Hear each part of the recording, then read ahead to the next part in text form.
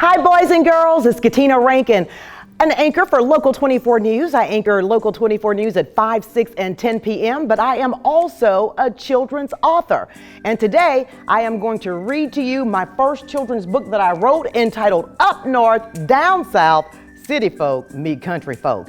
And McKinley, the main character in the book, he's coming along on the ride with me. So are you ready? Let's go. McKinley Wilson is a third grader who lives up north in Harlem, New York. He is your typical 9-year-old. He plays video games all the time. He enjoys adventures, but most of all, McKinley loves to visit his favorite cousin, Ryan. Ryan lives down south in Mississippi with his two brothers, Montez and Tyler. McKinley's family was going to visit Ryan's family this summer. McKinley was so excited about his upcoming trip. Every day he asked his mother, "Are we leaving today, Mom? Are we leaving today, Mom?" "Not yet, McKinley. We will leave in a few days," his mother Nan always answered. "A few days? How many is a few? Is it 3? Is it 4? Is it 5? McKinley rattled off. He held up his right hand. He stuck one finger up and said, "1 day has passed already." He raised his middle finger. 2 days have passed. When, Mom, when? "Soon, McKinley, soon," his mom answered. McKinley ran up the stairs to his sister's room. "Kendall, what are you doing?" "I'm packing my clothes for Mississippi, McKinley," Kendall said. "I can't wait to see Ryan, Montez, and Tyler." "Me either. Ryan said we were going fishing," McKinley said. "Montez told me we could jump on the trampoline," Kendall chimed in.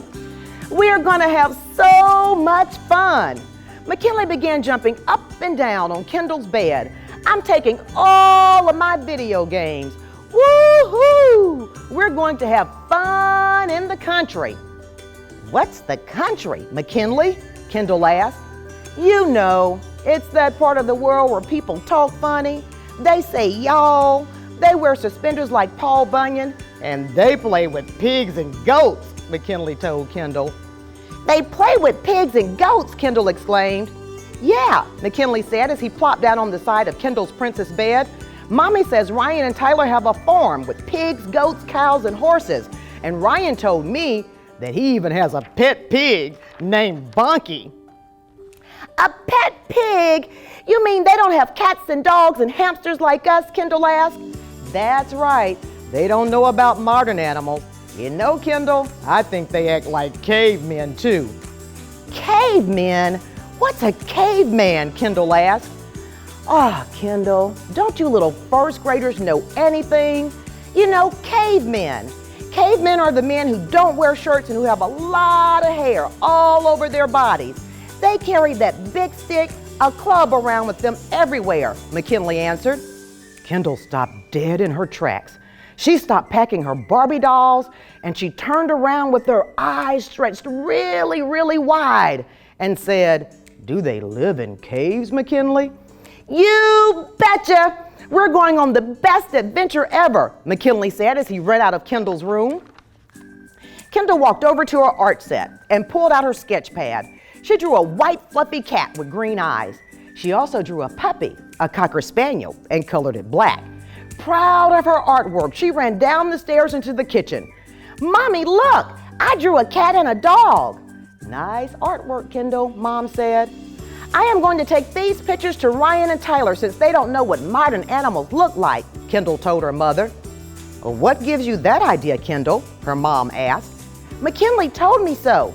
He said country folk only have animals like pigs and cows, and McKinley said they live in caves," Kendall continued. Kendall's mom laughed. "Your brother has quite the imagination, Kendall. Your cousins live in a house just like us, and they have dogs. Some dogs live inside like your puppy Ivory, and some of their dogs live outside in dog houses." "Really?" Kendall asked. "Really," her mom said. Kendall shot up the stairs yelling, "McKinley! McKinley! You told me a fib. Ryan and Tyler have dogs, and they don't live in caves. Mom told me so." "Ah, Kendall, she just doesn't want to scare you, you little first grader. Trust me, you will see," McKinley vowed. I don't believe you, Kendall shouted. Well, let's just call Ryan and Tyler and ask them, McKinley said. Ring, ring, ring, ring. Hello? Hi, Cousin Pam, it's McKinley. May I speak to Ryan? Sure, McKinley. How are you? Pam asked. I'm fine, thank you, McKinley answered. What grade are you in now? Pam asked him. I'm in 3rd grade, but I'm almost in 4th grade, so I guess you could call me a 3 3/4-er, if that's a word, McKinley chuckled. Is Ryan home? Ryan, Cousin Pam yelled. Yeah, Ma, Ryan answered. Get the phone, Pam said. Hello, Ryan said. Hi, Ryan, it's Mac and Kendall. Howdy, McKinley, what you doing? Oh, nothing, just sitting in my room, McKinley answered. What are you doing? I'm cleaning the rooster, Ryan answered. Cleaning the rooster, McKinley laughed. Yeah, Ryan answered. Are you plucking his feathers? McKinley asked him.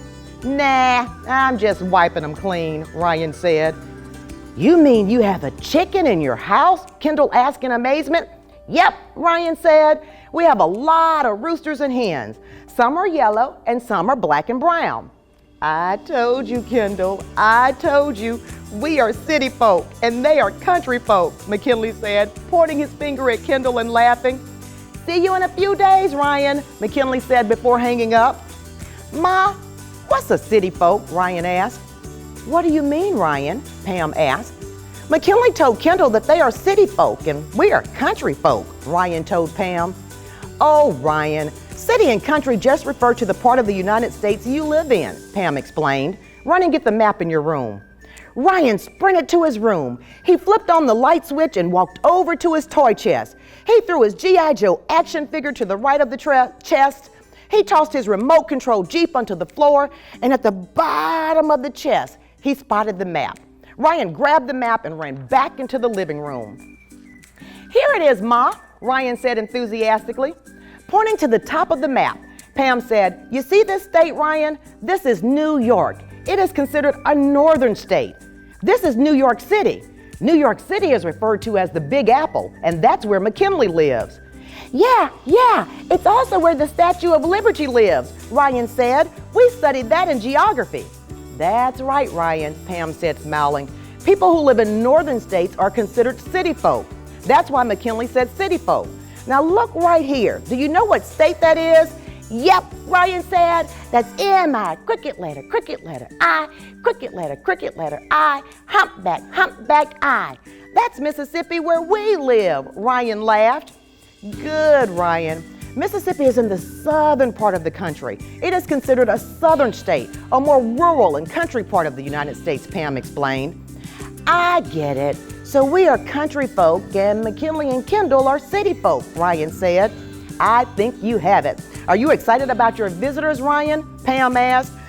So excited, Ma, that sometimes I think I might wet my pants, Ryan giggled. Ryan grabbed the map and went into his brother Tyler's room. What's up, big country? Ryan asked. Who are you calling country? Tyler screamed. You, me, we're country folk. McKinley and Kendall are city folk. McKinley told me so. And see, Ma showed me on a map, Ryan said. Well, we might be country, but at least we know about nature, Tyler declared. At least we know what ants look like. We can go into our backyard with a magnifying glass and learn how ants gather food all summer long for the winter. And at least we have room to run around and play. City folk don't know about that. They don't even know what trees look like. All they have are those big old tall buildings everywhere. Plus, they don't know anything about hunting and fishing. The only thing they know about fish is what they learned from watching Finding Nemo and Finding Dory. They think all fish live in a fish tank. They even wear the same clothes to school every day. They're whack, and I'm not country. Now get out of my room. Scratching his head, Ryan turned slowly and walked out of the room. He went back into the living room and told his mother, Ma, Tyler says city folk don't have backyards and swing sets. He said they don't even have ponds. He also said they wear the same clothes, blue pants and white shirts to school every day, Ryan said, puzzled. Nonsense, Ryan, you kids. Now go wash up and get ready for supper. McKinley, his mom yelled, let's go. In a minute, I'm looking for my Spider-Man web blaster. Ryan says G.I. Joe is stronger than Spider-Man. I told Ryan, G.I. Joe may be stronger, but Spider-Man is wiser and can outwit G.I. Joe. We're gonna let our superheroes battle it out, McKinley said. If you are not downstairs in 2 minutes, we are gonna leave you with the dog sitter, Mom growled. McKinley grabbed his web blaster and closed the closet door. Got it, coming, Mother. Grab your backpack, Kendall, Mom said. McKinley, please hurry. We need to make our flight. Cars, trucks, and taxis were zooming by and pulling up to the curb. In and out the vehicles came and went. The traffic guard was directing traffic with his white-gloved hand. Soon, McKinley and Kendall were on the plane with their mom. Fasten your seat belt, the flight attendant said as she passed the children some peanuts and juice. Thank you, McKinley said as he took his drink. My dad flies airplanes. He does? The flight attendant replied. He's in the military. He flies military planes, and that's why he is not with us. He had to work, McKinley told her. Turning toward the window, McKinley pointed out the window and said, Look, Kendall, that cloud looks like a cat. Oh, Kendall sighed. Look over there, McKinley. You can see the sun coming through that cloud. That cloud looks like a chair. Boy, I wish I could sit in it. Kendall, you can't sit on a cloud. You would fall right through it. Clouds are made of water. Don't you first graders know anything? Know it all, Kendall said as she sat back in her seat, let down her food tray, and began flipping through her princess coloring book. After finding the princess she wanted to color, she asked her mom, should I color her apricot or caramel? It's your choice, Kendall, her mom said. Look! It looks like our Monopoly board, Kendall. Look at those tiny houses, cars, and trees. That's so cool, McKinley shouted. Shh, McKinley, not so loud, son. Those are real houses. They will get larger as we get closer to the ground. We're about to land. Sit back, their mom explained to them. That's the coolest thing ever, a giant Monopoly board, McKinley said under his breath. See you later, McKinley told the flight attendant as she walked by. The family walked down the long hallway, rolled the escalator down to the baggage terminal, and grabbed their bags. McKinley and Kendall ran to the automatic doors. McKinley and Kendall, stop running and move away from the door, Mom said, squinting her eyes and making an angry face. Oh, Mom, but it's fun to feel the air blow on your face when the doors open, Kendall said. Ryan, McKinley shouted as he ran towards his cousin. What you doing? Howdy, McKinley, did you bring it? Ryan asked him. Does lava shoot out of a volcano? Does a spider weave webs? McKinley said as he pulled out his Spider-Man web blaster out of his backpack and began spraying white web strings all over Ryan. Kids, calm down. Get in the truck, Pam said. On the drive to Cousin Pam's house, McKinley and Kendall saw animals grazing in a pasture. Look, Mom, there's a cow and a horse, Kendall exclaimed, and that horse is gray. That's what we call a mule, Kendall, Ryan said. A mule? Kendall asked in amazement. Yeah, mules help us pull the plows in the field, then we go behind them and plant all sorts of food like corn, peas, and butter beans, Ryan explained. Pee-wee, McKinley said. I hate vegetables. Well, a lot of people like vegetables, McKinley. That is how we make our money, Pam said. Make money? McKinley asked. Sure. We plant and harvest our crops. We sell the vegetables to the supermarkets up north where you live. Your mom goes to the grocery store and buys the vegetables, and then you eat them, Pam said. You mean they actually pay you money? Kendall asked. That's right, Pam said. I get money from helping Ma and Pa in the field. How do you think I buy my action hero toys? Ryan said. Yeah, McKinley said. And in those big, tall buildings in New York, folks make those action hero toys and send them down south for you to buy. They pulled up to a yellow house with green shutters. Okay, little people, we are here, Mom said. Where's the cave? Kendall yelled. It's around back, Ryan said. Running full steam ahead, the kids shot around the corner of the yellow house. What is that? McKinley asked, pointing to a board that hung at the end of a rope. A tree swing, Ryan exclaimed. McKinley said, I have never seen one of those before. Neat. Right beside the swing was a trampoline. Montez and Tyler were jumping so high that Kendall thought they were going to touch the sky. Come on, Montez and Tyler screamed. Kendall, McKinley, and Ryan ran to the trampoline and joined them.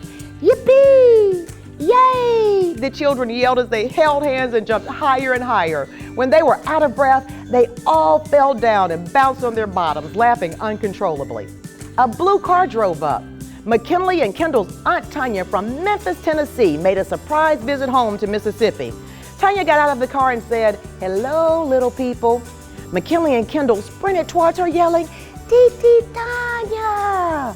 Their cousins, Lauren and Olivia, got out of the blue car. They all shrieked and hugged each other with very big smiles. Kendall grabbed Olivia's right hand and said, "Come on, Olivia and Lauren, let's go get on the trampoline."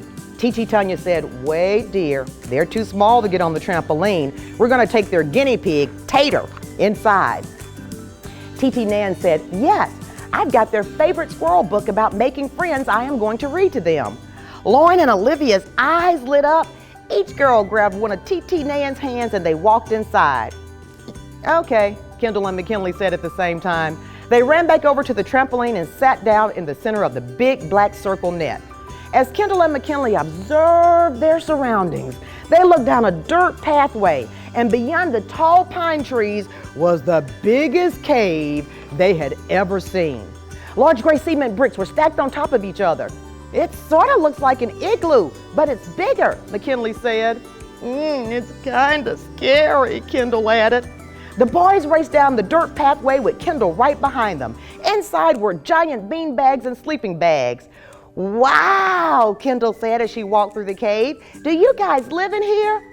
"Of course not, silly," Montez said. "Mom lets us camp out here sometimes, though." Kendall kept walking through the cave, and in a corner sat 1, 2, 3, 4, 5, 6 roosters and 3 hens. "Look, McKinley, look! Chickens! Here are the chickens!" "Yep," Tyler said. "We collect them in all colors. We have a red one, a yellow one, a black one, and a white one. Want to touch them?" Montez asked. No," Kendall said, jumping back. "I don't want them to peck me." "Peck you?" Montez said while laughing. "What are you talking about, girlie? Some are stuffed like your baby dolls. Others are made of ceramic. They aren't real. They're fake." "Fake?" Kendall said, looking surprised. McKinley and Ryan were laughing and rolling all over the floor of the cave. "Yeah, fake," Tyler said. But, Kendall said as she gathered her thoughts, "But Ryan said he was cleaning his chickens and they lived in his house. He said so on the telephone." McKinley and Ryan were laughing so hard they were now crying. "Gotcha, first grader," McKinley managed to squeak out while holding his stomach. Montez grabbed Kendall's hand and said, "Come on, Kendall, let's go to the big house and get something to drink. Those boys, don't worry about them. We'll get them back next summer when it's time for us to go to your house up north. We'll show them. Plus, everyone knows there's no difference between city folk and country folk." The end. So, boys and girls, I wrote this book because I grew up in the South and I had a lot of first cousins who lived up north in New York. And every time they came down south to visit us, they would talk about us and they would say, "Oh, you all are so country. You say y'all and you wave at everybody that you see on the street." So I wrote this book to let kids in the South know, Tennessee, Mississippi, Alabama, Arkansas, Louisiana, that we may live in different areas, geographical areas. We may sound a little different when we talk with our dialect, and we may dress a little differently, but at our core, we are more alike than we are different. So I want you to hold your head up and be proud that you are a Southerner. I hope you enjoyed the book. McKinley and I say goodbye.